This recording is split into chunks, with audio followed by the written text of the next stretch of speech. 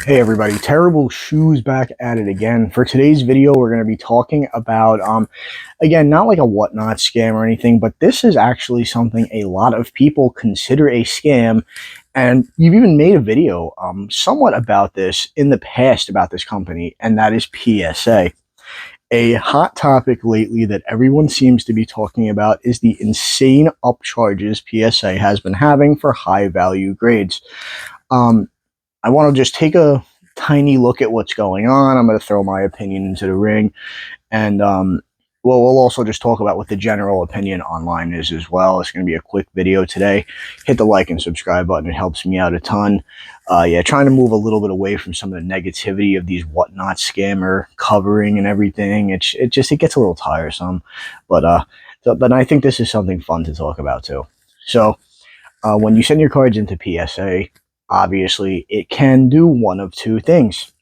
It can either come back a grade you really don't want it to, and it costs sometimes less than the raw card, because I've seen that happen many times. In fact, I've actually picked up a few cards I really wanted in a PSA 8 or 7, because sometimes it will cost quite literally less than the raw card itself does.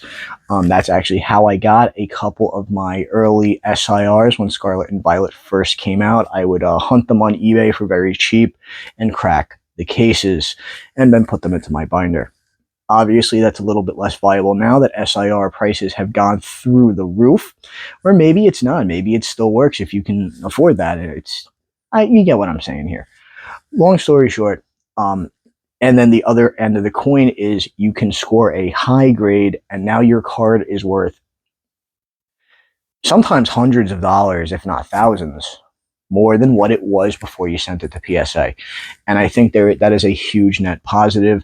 But again, this is a total gamble, and you might not get that. You could end up with a bunch of 7s and 8s, or you can end up with a whole row of 10s. Now here comes the problem, and this is where people really are upset with them. If you, let's backtrack for a sec here. A lot of people are new to this hobby. A lot of people are going to send cards they had as children in, not knowing how much these cards go for now as a PSA 10. So the scam here is that while PSA does describe this, unfortunately does describe this on their site when you go to submit and everything, a lot of people don't know that, wind up sending in a card that they kept in really good condition. It comes back a 10, and now all of a sudden they owe a $700 upcharge that they can't afford. And this leaves a lot of people in a really bad situation. And I gotta be real here. I just think that it's really crazy that the upcharges for PSA even look like this. You don't hire, when a contractor does work on your home, he gets paid for the initial job. And obviously any materials and such used. And he doesn't come back to you after he's remodeled whatever you're asking him to remodel and say, well, I just increased your home's equity, so I'm going to just take about a $500 upcharge because I did that for you.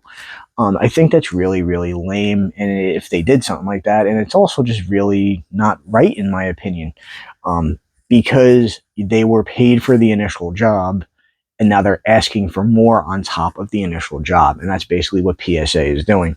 Now, I have my personal opinion on this. I have about a 75-25 like split with where I agree and disagree. I know a lot of people aren't going to like what I have to say here, but I do agree with a slight upcharge. Yes, I said it. I know it's crazy. You can say it's a bad take. It is what it is. But what I don't agree with is the insane amount the upcharges cost. Now, I can understand a $25 upcharge, maybe a $50 if it's a very high value card, and if you want to get into the extremely valuable cards, maybe $100 to $200. Fair, again, we're dealing with big money here. But I think a $500 upcharge for I just think a $500 upcharge for something that isn't going to be worth like $50, like $10,000, $20,000 after the grade, I don't think that's right.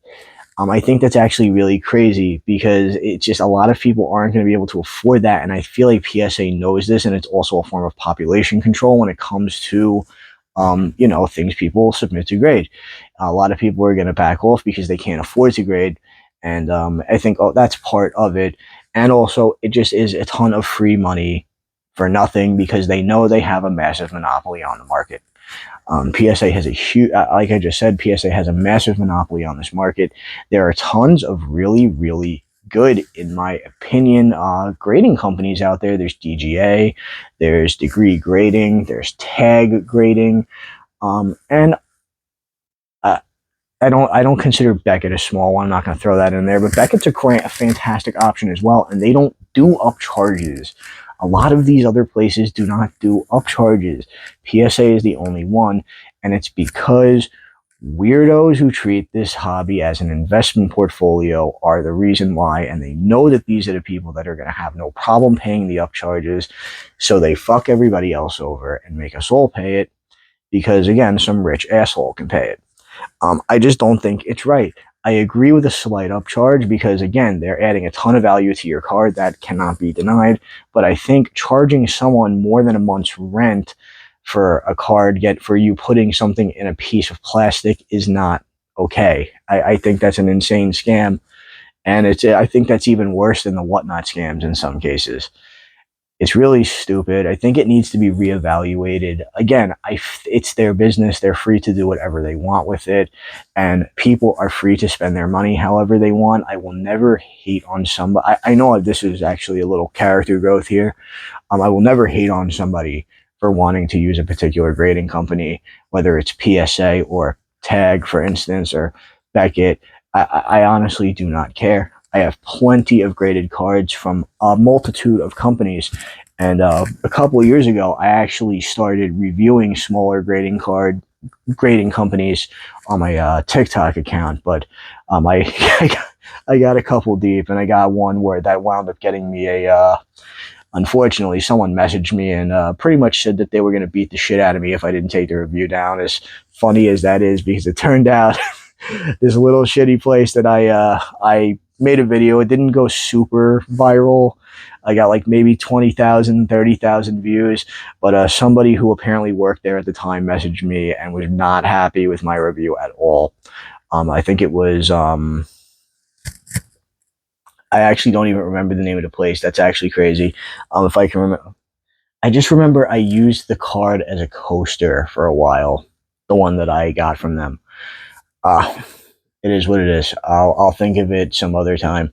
And if not, I will put it in the description below. Um, anyway, I want to know what your opinion on this was. I don't agree with a massive upcharge. I do agree with a small one, but not a massive one. I think PSA should not be the leader in grading card companies. I think everything should be on more of an equal footing. And I just think it's really dumb that PSA has the hold that it does. But I want to know what your opinion is down below. What's your favorite grading company? Do you think PSA deserves to have the monopoly they do? And would you try out any smaller grading companies as well? I'd like to know that.